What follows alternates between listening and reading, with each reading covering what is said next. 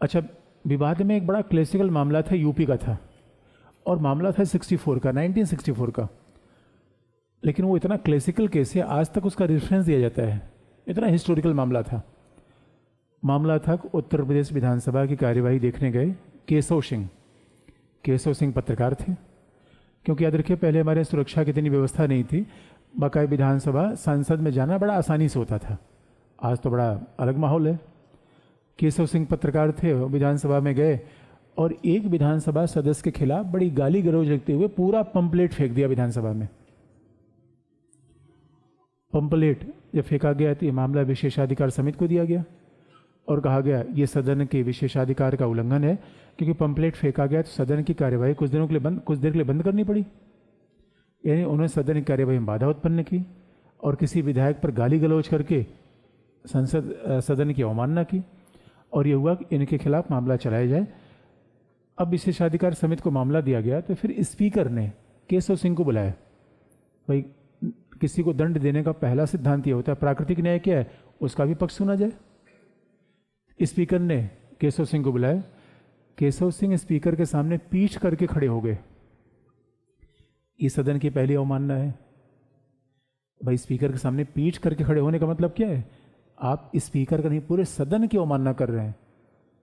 तो स्पीकर ने कहा कि महोदय, आप हमारी तरफ मुंह कर खड़े हो या पीठ कर क्यों खड़े हुए? उन्होंने कहा तुम बहुत गंदे आदमी हो। हो तुमने कहा? उन्होंने कहा अभी तो मैंने कहा मैं बहुत सारी गाली भी दे सकता हूं। स्पीकर को इतना गुस्सा आया, उनका करी इसने तभी एक सदस्य को गाली दी। स्पीकर को गाली देने का मतलब है सारे सदस्यों को गाली देना। सुमित्रा महाजन के इसलिए बहुत ज़्यादा महत्व है। एक सांसद 20 लाख जनता का रिप्रेजेंटेशन करता है, 125 करोड़ भारतीयों का सही में रिप्रेजेंटेटिव कौन है? सुमित्रा महाजन। सुमित्रा महाजन है। तो सुमित्रा महाजन कोई गाली दे दे, इसका मतलब संसद गाली दे दिया, हमने सारी जनता को गाली दे दिया। स्पीकर ने कहा ऐसा इसका समाधान अभी करना पड़ेगा। उनका पुलिस बुलाया, उनका मार्शल 1 हफ्ते हवालात में भेजो, 1 हफ्ते जेल में। और अब देखिए, अब उसमें घटना उसके आगे बढ़ी। केशव सिंह जेल में गए और अपने वकील को बुलाया। उनका वकील आजा, मामला फंस गया है। वकील आया, उसने कहा कल इलाहाबाद हाईकोर्ट के लखनऊ बेंच में तुम याचिका लेके जाओ और हमारी बेल के लिए याचिका दो कि हमें जमानत दी जाए। हमें दंड तो दे दिया, ठीक है, जमानत लेने का तो हमारा अधिकार है, फंडामेंटल राइट है।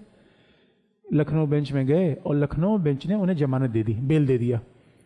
इस पर स्पीकर इतना गुस्सा है। स्पीकर ने कहा किस हाई कोर्ट के जज ने दिया? सेक्रेटरी ने बताया सर इलाहाबाद हाई कोर्ट के 2 ऐसे जज हैं जिन्होंने बेल दिया। स्पीकर ने कहा अगले दिन 2 जज को हमारे सामने बुलाया जाए। केशव सिंह बरी हो गए, लड़ा कर चले गए, विधायिका बना न्यायपालिका, वो बरी हो गए। कितना लफड़े वाला आदमी, सोचिए। झगड़ा किसका हो गया, किसका? इतिहास में पहली बार ऐसा अवसर था जब कोई स्पीकर ने 2 न्यायाधीश को बुला लिया हो। अब स्पीकर ने आदेश दिया, एसएसपी लखनऊ, जिलाधिकारी लखनऊ। अब जिलाधिकारी एसएसपी जैसे एक्ट कर रहे हैं, अगले दिन इलाहाबाद हाई कोर्ट में, आज के डेट में इलाहाबाद हाई कोर्ट का स्ट्रेंथ 160 न्यायाधीश हैं। उस समय 26 न्यायाधीश थे। 26 न्यायाधीशों ने एक साथ बैठकर लखनऊ के एसएसपी डीएम को परमादेश दिया, ऐसा बिल्कुल न किया जाए।